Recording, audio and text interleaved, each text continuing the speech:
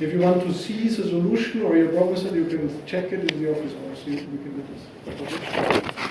Then exams. You asked for the exams. So you have 2 exams from last year and 2 years ago, and you probably see with problem sets and so on I put that part of these exercises are similar to one in the problem set, so you have already sample questions on the problem. So I don't publish more exam questions. Okay? This should be done. Okay, now questions. Anything else?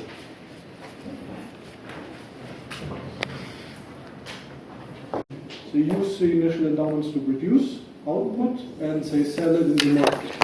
Okay. And so you have again, the key here is with profit maximization of the firm, you get how much it demands each firm of each good.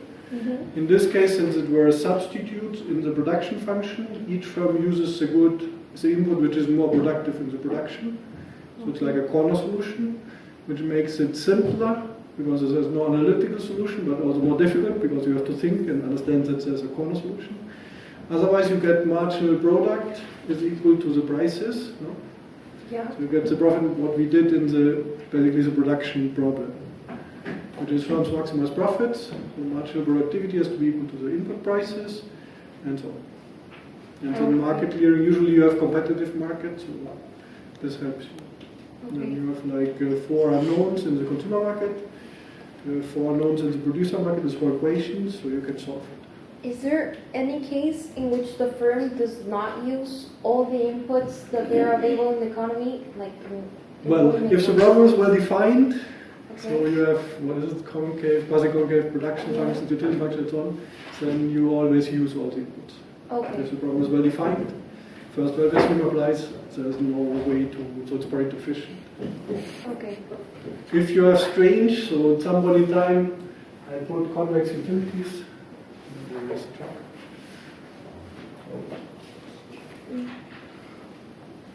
If you get something like this as a utility, okay, then clearly with the different curves like this, no, utility function being like this, so not being concave but convex, then you have to, so you have to be alert if the assumptions are fulfilled.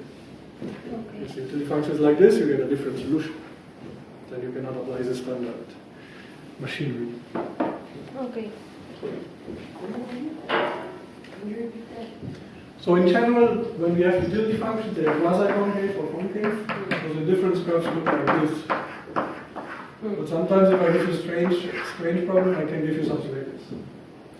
And then the standard, like first welfare theorem, second welfare theorem do not apply, then you get different solutions. Okay. But, Yeah. but before you said if the production function is well defined, right? Yeah, we but were this talking is, about the this is firm. production if you want production Okay. and consumption. Mm-hmm. This is about the consumption part. Okay. Nice. Well, I hope that. Well, production it will look like this. So in the production part, we are here. So again, if the production possibility frontier is like this, let's say output, then everything is good. But if it's like this, not. Okay? Okay. Because then if I put it like this, it's strange. So you get a different solutions than you would expect. So you have to be careful what to do. Okay.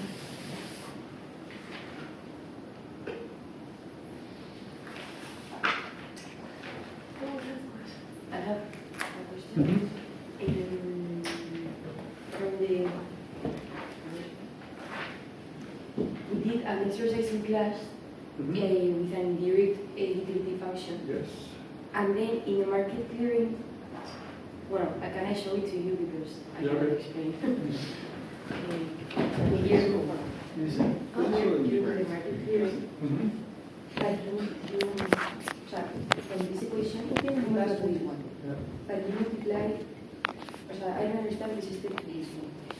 Like, Because you have the W's. So right out the W's. yeah, but why you multiply the W isn't just the number. Like, why you multiply by? Because it's, okay, so I will explain it very well. So the question is, So I gave you, in one exercise, I gave you indirect utility functions. Just remind you what they are. A is equal to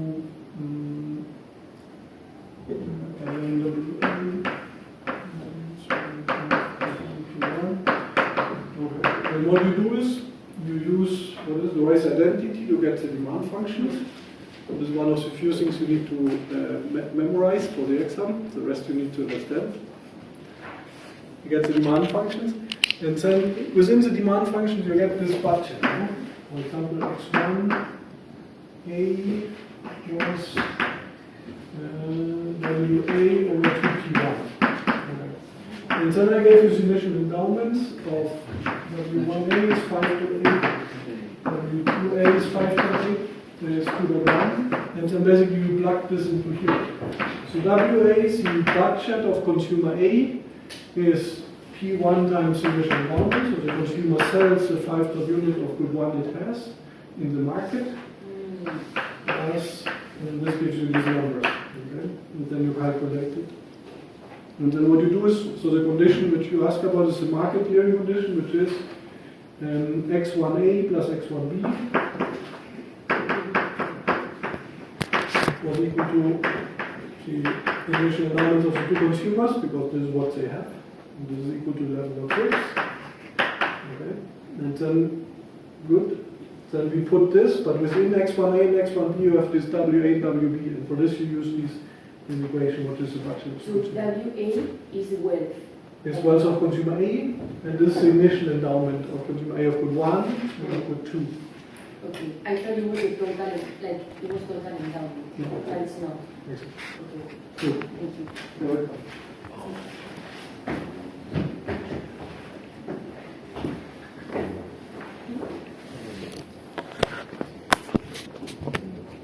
When you ask for an extensive tree diagram of a signaling game, do you expect a tree or So one of the beer quiche. it has to be, So the question is which one which I'm asking for. yeah, between the two? Okay. So usually this one with the beer quiche, it's this is called a signaling game, because by choosing the breakfast, or basically nature selects the type of player 1, and then it's a low, high, whatever, and then the player, by choosing his action, player 1, signals to player 2. This is a signal for player 2. So in a signaling game, it's always better to draw it like this. You can also draw it like this. Nature selects the type of player 1. Okay, this is nature. Player 1, here's player 1. Player 1. And then let's say player 1 can choose between whatever. Let's put up, down, down. No, here. Sorry, this is player 2. So here he has to choose, what was it? Let's say beer, fish, beer. Okay? And then basically what you can do here is the same. So here he chooses both beers. Okay? So nature selects a type, and you have to connect it like this. And then you have to connect it like this. So you can draw it like this as well, doesn't matter. So the picture here looks nicer because here you have these overlapping information sets. So the actions of player 2 here go through the information set of player 1, and this is strange, okay? Because here you have these actions going through the information set. So to avoid this, like this sausage type of information set, what you do is you do it like this. But if you draw it like this, so in the exam if I ask you, if you draw it like this, it's the same. So you get the points in one way or another. I don't care. But it's nicer to analyze probably, to look at, it's this one. Marcus, and in the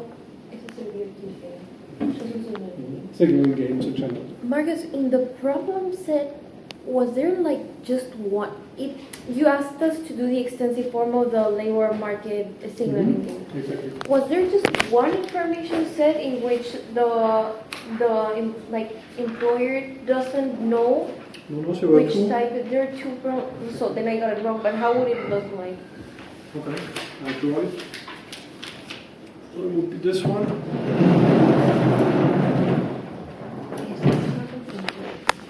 Okay. So matrix chooses low, what is it, low, high.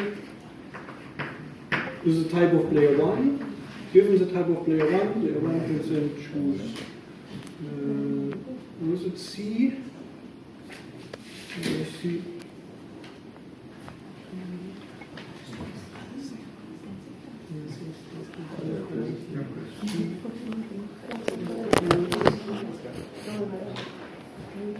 Certificate, yeah, okay. Yeah, This you get certificate education or you don't. goes, and there's no certificate. No certificate. Okay. And then you pay a high wage or low wage.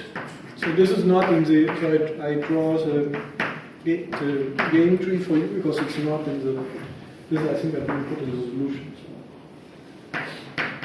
H, W, L, H, W, L.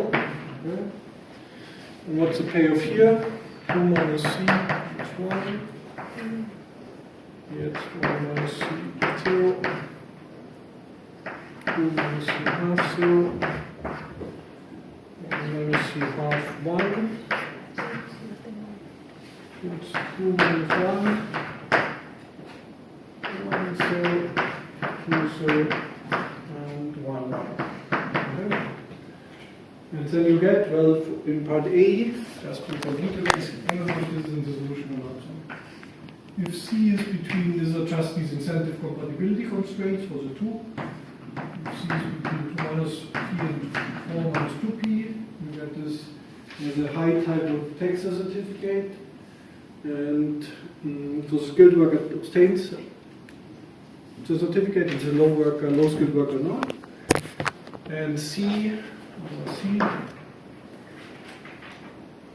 was finds the range of C, the cost parameters at the firm by paying 2 conditional on C and education certificate, and 1 conditional on not, reaches a separating equilibrium, where only the high skilled worker invests. So this is basically C between 1 and 2. Okay. And this is again with the so high skill you need the condition that for example here is 2 minus 2 half is larger than 1. And for the low skilled worker you need so C is smaller than 2. 1 is larger than 2 minus C, so he doesn't want to get it, so C is larger than 1, which gives us the condition.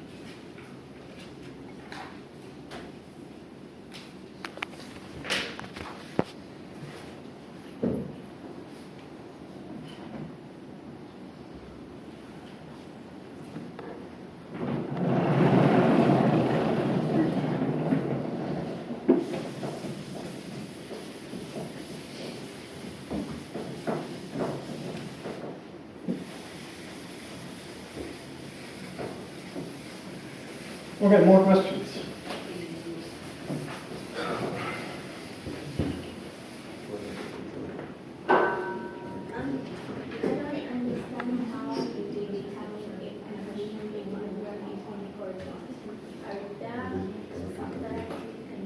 Well, if you find one equilibrium, it's unique. If there are more, then it's not unique. Okay. So unique means there's one. So it's very simple. If there are more, then it's not unique. So the good thing with the unique equilibrium, the nice thing is, and since there's one equilibrium, the prediction is basically that the players will behave in this way. If you have multiple equilibria, then you don't know how they will behave, because any of the equilibria could be selected. And once they play an equilibrium, nobody wants to change behavior. But in a unique equilibrium, both players, by inspecting the game, analyzing the game, know what to do when there's a best reply for the other player, so that there's nobody can deviate profitably. If you have multiple equilibria, they might do different things because each of them tries to go to a different equilibrium. This makes it more difficult, like in reality, to implement it. But in the theory, it doesn't matter.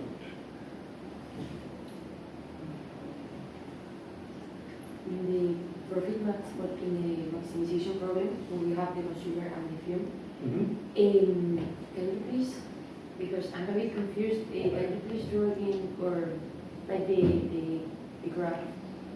The one. Perdón.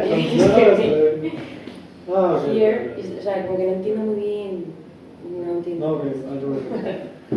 Alright, I see what you mean. This is the one from the theory. Okay, I already had these here. This is Robinson Crusoe on the island.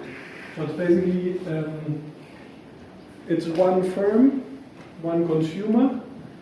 The consumer can consume leisure, which is not working, or work the rest of the time, and then he produces a consumption good, which he can also consume. So he chooses to consume leisure and the consumption good. Okay, so what do you get here? So Q is the output of the firm. This is the initial endowment, let's say 24 hours a day. And then what do you do? Or total leisure, so L upper bar. Then, so this is where your maximum you can spend as inputs is this one. This is your constraint on the inputs, basically. In principle, most of the production functions we choose that you can spend as much input as you have, but here we restrict the guy to have 24 hours, so this is the maximum of input you can invest into production. So if you work 24 hours, this is what you produce. There's a production function, so this is a standard production picture. But why? Like, Well, because here's the input, negative input. This is the output, so this is standard production picture. Without this part, it's a standard production picture. So you look from it, 0, negative input, positive output, standard production picture. Now, you add, then from here on, maybe the question is how much input the consumer uses. Okay. This is the labor input. Set, labor input. The rest of the time is consumption of leisure, which was X1 star. No, X2 star. no, it's one. X1 star. The X1 star is the consumption of leisure. And then, so for the consumer's point of view, what you do is you have here X2, here you have X1. So from the consumer, you look at this picture here. This is where you have X1, how much you consume of X1, how much you consume of X2. And then you have a difference graph, and you try to reach the highest possible indifference graph, which is just tangent to this production possibility function. Well, it should be tangent here, because it's at this point, so that we draw it correctly. Okay, so this is the one which is just tangent. Why is it like this? Like It's an indifference graph, because you start from here. The difference graph from here. The utility function for this one, reduction is in this direction. So basically, draws the two pictures separately and then puts them together. And here's the origin for the utility, here's the origin for the production, then you get this. And then you get here what the output is the output of produced by the firm, which is equal in equilibrium to what the consumer consumes of the consumption. Okay, and would the indifference curves be inverted? In this case, Yes. well, in principle, yes, but then you see that it's difficult because then you get a corner solution. With convex, with the ones which go in this direction, so if the utility function was concave, quasi-concave, like this, but convex, then you get a bliss point in this direction, which means that you go into one of the corners. Then you either consume only the consumption good and work all the time, or only leisure. But can you ask that? I can ask anything, but Yeah, I know that. Like, make up your mind. is it feasible? One question is difficult. Eh? One question will be difficult. Okay. I told you that. So there will be 50 points. Maximum people get is around 30. Yeah, which is fine. 50 points. 50 points, which means one question you can skip. If you find the two questions, which is the easy one and the intermediate one, and you take the 1.5 hours to solve it, you can get 30 points and probably be the best in class. If you try to solve the 3 questions, you have to get some points in the 3 questions. But then, so, with your strategy. The difficult question you might Scrap some points. skip. Yeah, try to get A if you get some points, but don't waste time on it. If you do the rest perfectly well, this is good enough. You will be very good. So in terms of this exam structure, it's going to be like the other ones in terms of 3 questions. One is difficult, one is easy, one is intermediate. One you will recognize because probably you solved before. At least one, maybe you solve more. When you solve these, and that's it. each question is 10 or 20 points, so 1 is 10, 2 are 20, 50 points.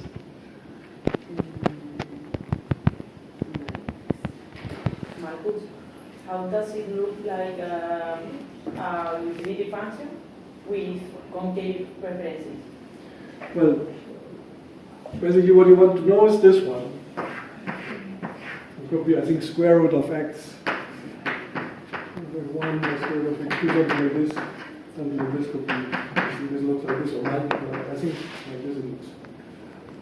You get something like this.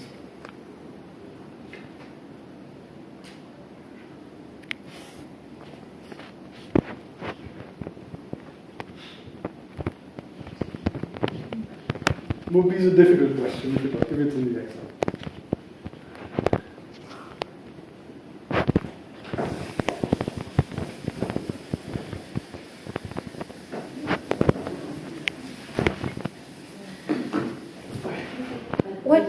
Intuitively, what is the intuition behind a concave preference? Yeah, so concave preferences. So convex indifference graphs are here. What you get is if you get 2 points on the difference graph, you mix them, you reach a higher point. Right. Here, if you mix them, you get a lower point. So here what you want to do is you want to consume mixtures. This would be the typical Cobb-Douglas, that you want to consume small quantities of many different good mixtures of good. Okay. Here what you want is you prefer the extreme form. You get more utility. No mixture, one or the other. Okay. Like you have to choose between meat for lunch or fish, you don't want both at the same place. Okay, so like having a concave preference puts us in the same situation as in the perfect substitutes case? Not really. No. Because it's a corner solution. Yeah.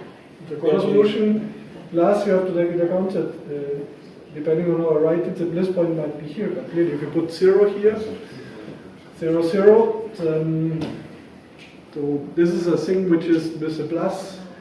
You want to go as high as possible, but to one of the corners. So you get to a solution similar to substitutes.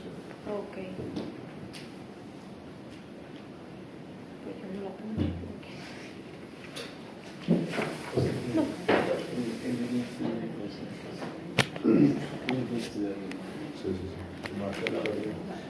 Okay, more questions? So for Pareto set, it can be proven mathematically or with the Walford theorem, right? Yeah. So is there any case where you can use the Walford theorem to prove Pareto efficiency?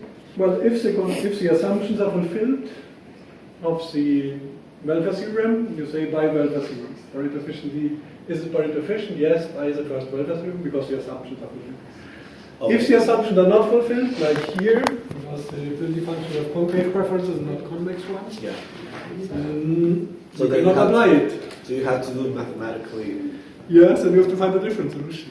Yeah, of course. Okay. So basically, what you have to see is always if one hint whether it's Pareto efficient or not is if all the resources are distributed. Yeah, you're gonna make someone Exactly. more solve them. Exactly.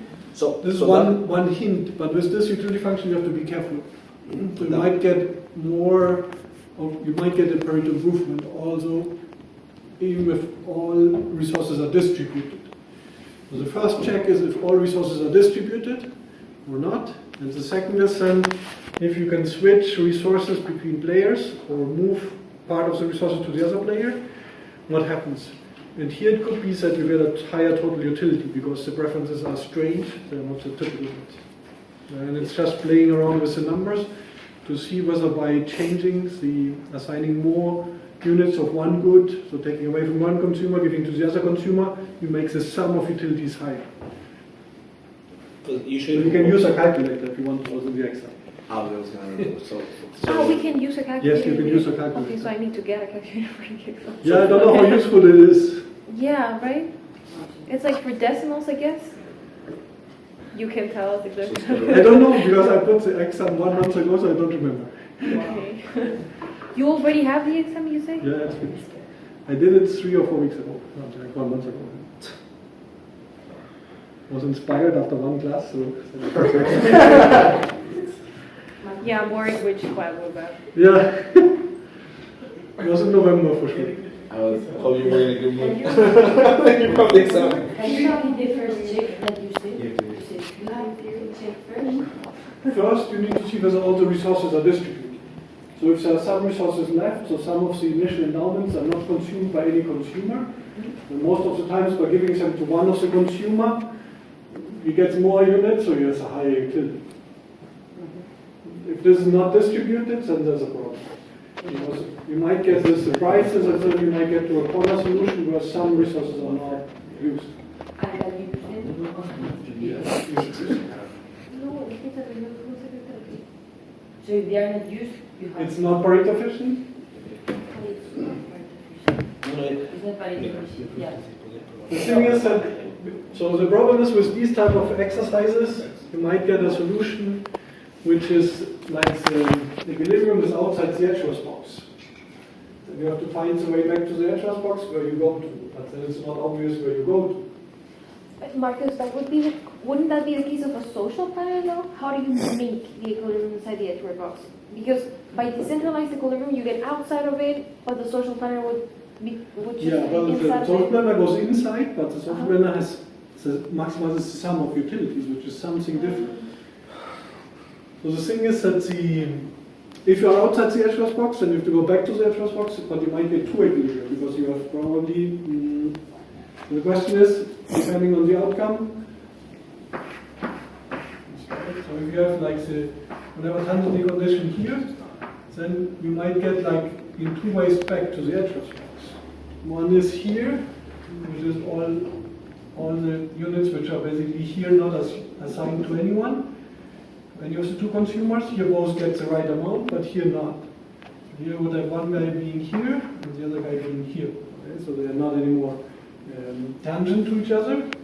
But then what you would get is these 3 units you can assign to one of the two. With different price ratios, you get here with this price ratio, and once you get here with this price ratio.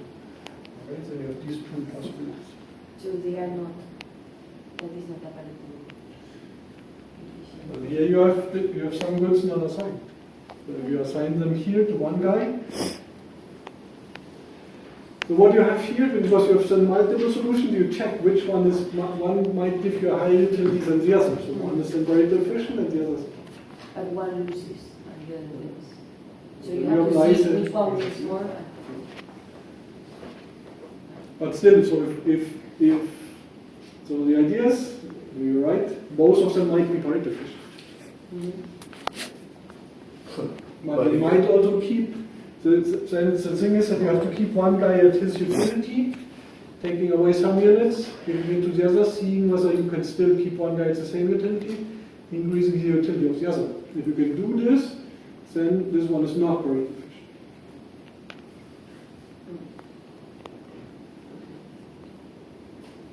So it's very, the rule is that the lines are in the HRS. So, yeah, HRS box, and the references are well defined, and everything is okay. Otherwise, you have to think. Thinking takes time, so most of these exercises and questions, these are you've thought about them before. Yeah, it's like Or in the exam, it's you've difficult. done it or not. Exactly. Or you are clever enough. And this is I've seen few geniuses here. I'm not a genius. So this is not something which most people. This is why most people get to certain points in the exam.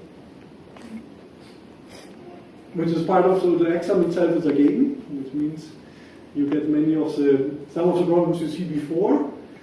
Now you ask questions, or I give you some hints, so you understand better. You know better the procedures. If you get some question like this, now you are better able to solve it. You have an idea what to do. Questions in the exam, then you can do it. On a time question, with the numbers I give you, you find that it is one of these corner solutions or not. Okay, good. Otherwise, skip the question. Yeah.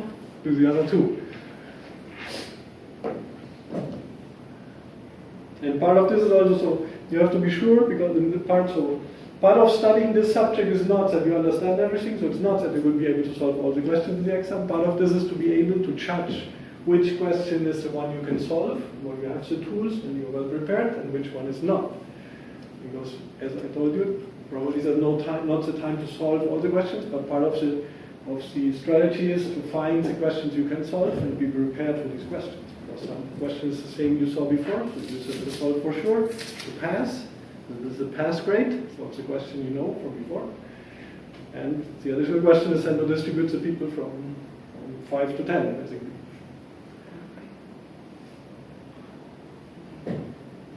So you know how it works? So Will you define the Pareto efficiency? how you define it? No, when you define it, you only take one player's Yes. value. Because you need basically the points, you need the tangency condition, which is for both, and then you just tell for this one in this range and for the other one in, yeah. So you only need one element. Yeah, but you need for the very, so, because you put the MRSs equal, for example, for Bob Douglas, so in this sense you use both players' information. Only set, then you rewrite it in terms of one player's initial endowment. Okay. You have basically one player you substitute by the total endowment minus the other players, and then you have it in terms of one player only. Okay. And also when you do the market clearing, you can only do it with one market, no? So Because one market, and then you get the and you can price. choose the one you Exactly. You get the price, because one price you fix, the other price you get from there, and that's it, and then everything solves. Because you have the demands functions, with the prices in there, you get everything. And can you tell us, like normally we normalize the price to 1, but can you tell us to normalize it to 5? No, doesn't make sense. You can do whatever. But then everything might be by 5. The price ratio is 1, then you get the second price also equal to 5. Or to Yeah. So the fact that, It's so a the idea proportion. behind normalization is that the proportion between the prices is going to be the same. What you get is a ratio, price ratio, proportion Right. prices. So each single price doesn't tell you, because if the house is valued at 10,000 euros or at 1 million, it depends on my salary. If I have a salary of 5 euros and 10,000 euros is high, if I have a salary of, I don't know, 10,000 euros, and it's very cheap, so it depends on the ratio. Okay. I feel like I'm going to die already on this market. Yeah, so my hint is on the one thing, on the Thursday you don't do anything, but you rest. You fit for Friday. Pray for Friday. Yeah, you do That is something if I fun. study like 48 hours, like quick, like Now, if today, it's tomorrow. sunny and you're walking somewhere, take fresh air. You have to have a clear mind and be creative for the exam. If you're studying until the last minute, you will be tired and you will not be mentally fit. And this will basically destroy your exam. This is my suggestion.